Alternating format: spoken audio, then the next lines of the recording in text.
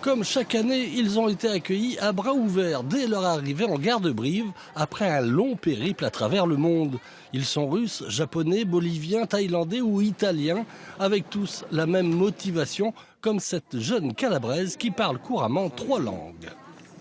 J'étudie la langue française et donc je voulais faire un programme en France. Et puis j'adore la culture française, les traditions et donc j'ai décidé de venir ici.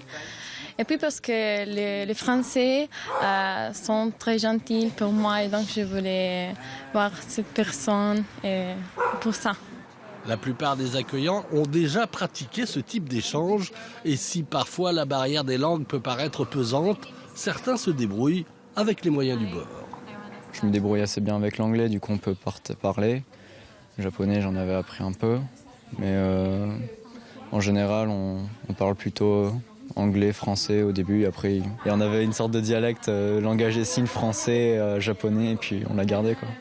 Des échanges qui permettent aussi à ces familles corésiennes de voyager à travers le monde en gardant le contact avec leurs anciens correspondants. Tous les ans, on a reçu différentes nationalités et on a reçu également les parents, puisqu'on a de très bons contacts avec les familles de nos jeunes accueillis et on a pu avoir l'occasion de rencontrer et d'y aller. On a été en Hongrie pour la première qu'on avait accueillie à l'époque.